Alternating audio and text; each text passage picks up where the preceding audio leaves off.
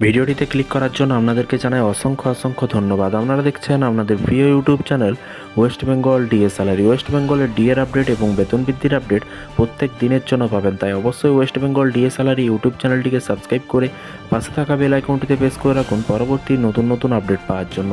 8 pay commission, নতুন সরকার আসার সাথেই কিন্তু অষ্টম বেতন কমিশন গঠন।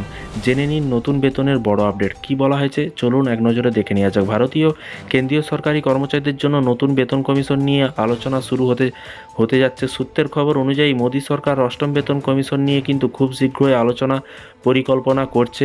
এর ফলে কিন্তু কেন্দ্রীয় কর্মচারী ন্যূনতম বেতন বৃদ্ধির সম্ভাবনা রয়েছে। বিভিন্ন সূত্রের মতে কিন্তু নতুন বেতন কমিশন কর্মচারীদের বেতন সর্বাধিক বৃদ্ধি পেতে পারে এবং সরকার অর্থ মন্ত্রণালয়ের কিন্তু মাধ্যমে এই কমিশন গঠনের প্রক্রিয়া শুরু করবে। আগামী 2 মাসের মধ্যে কিন্তু একটি কমিটি গঠন করা হতে পারে।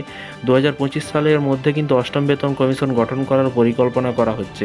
বিশেষজ্ঞরা বলছে যে যদি নতুন বেতন কমিশন কার্যকর হয় তবে কেন্দ্রীয় কর্মচারীদের বেতনে বড়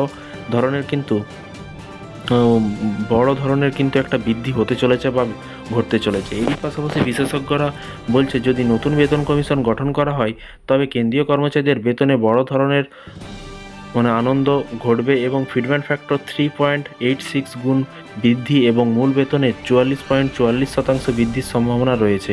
এটি কর্মচারীদের জীবনধারায় কিন্তু পরিবর্তন আনতে পারে এবং তাদের ক্রয় ক্ষমতা বৃদ্ধি করতে পারে, যা অর্থনীতিতে ইতিবাচক প্রভাব কিন্তু ফেলতে পারে। তবে সরকারের জন্য এটি একটি বড় চ্যালেঞ্জ হতে পারে, কারণ এর ফলে কিন্তু সরকারের কোষাগারের উপর চাপ পড়বে এবং কেন্দ্রীয় কর্মচারীরা এই নিয়ে কিন্তু আশাবাদী এবং এখন দেখার বিষয় হলো সরকারের পক্ষ থেকে কবে এই বিশেষ আনুষ্ঠানিক ঘোষণা আসে। তো শুধু অপেক্ষা করুন, যখনই নতুন আপডেট আসবে অবশ্যই আপনাদেরকে জানানো হবে এবং রাজ্য সরকারি কর্মচারীদের প্রতিদিনের আপডেট পেতে চ্যানেলটিকে সাবস্ক্রাইব করে রাখুন এবং কেন্দ্রীয় সরকারি কর্মচারীদের বিভিন্ন রকম ডিএ, বেতন বৃদ্ধি, পিএফ, বিভিন্ন রকমের ভাতার আপডেট পেতে চ্যানেলটিকে ফলো করে রাখুন পরবর্তী নতুন আপডেট পাওয়ার জন্য। ভালো থাকবেন, সুস্থ থাকবেন এবং নিজের খেয়াল রাখবেন। Thank you.